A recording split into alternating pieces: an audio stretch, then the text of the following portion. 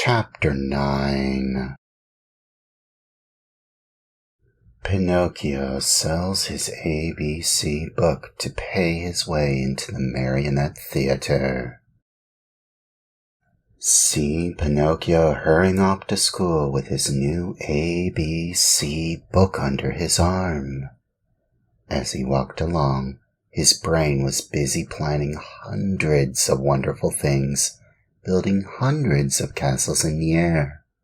Talking to himself, he said, "In school today, I'll learn to read, tomorrow to write, and the day after tomorrow I'll do arithmetic. Then, clever as I am, I can earn a lot of money. With the very first pennies I make, I'll buy Father a new cloth coat. Cloth, did I say? No, it shall be of gold and silver with diamond buttons. That poor man certainly deserves it, for, after all, isn't he in his shirt sleeves because he was good enough to buy a book for me? On this cold day, too. Fathers are indeed good to their children." As he talked to himself, he thought he heard the sounds of pipes and drums coming from a distance. Tsum, tsum, tsum, tsum, tsum. He stopped to listen. Those sounds came from a little street that led to a small village along the shore. "What can that noise be? What a nuisance that I have to go to school. Otherwise—" There he stopped, very much puzzled.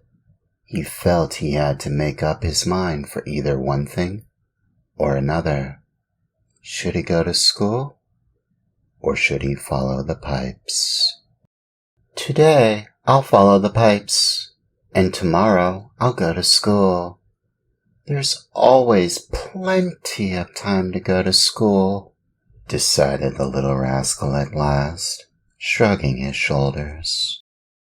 No sooner said than done.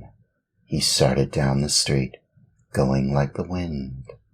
On he ran, and louder grew the sounds of pipe and drum.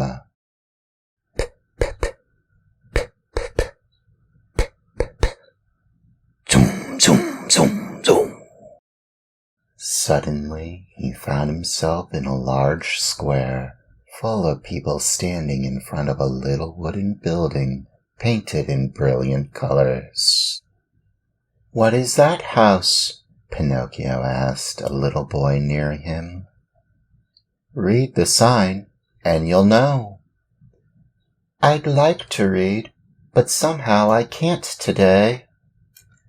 "Oh, really? Then I'll read it to you.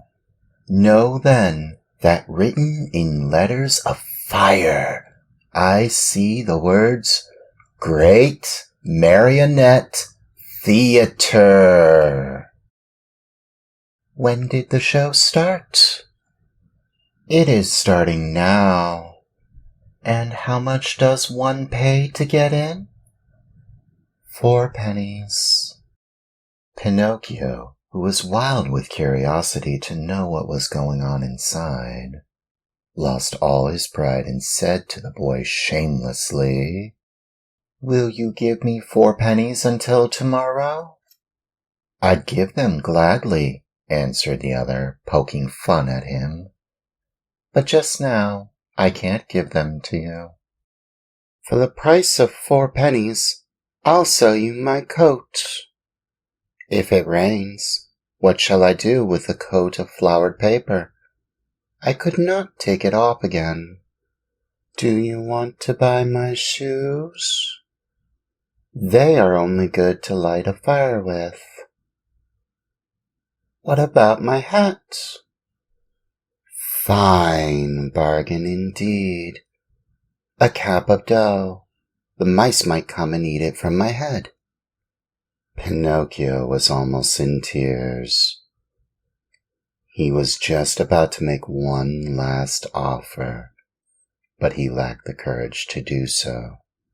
He hesitated. He wondered. He could not make up his mind. At last he said, "Will you give me 4 pennies for the book? I am a boy, and I buy nothing from boys," said the little fellow with more common sense than the marionette. "I'll give you 4 pennies for your ABC book," said a rag picker who stood by.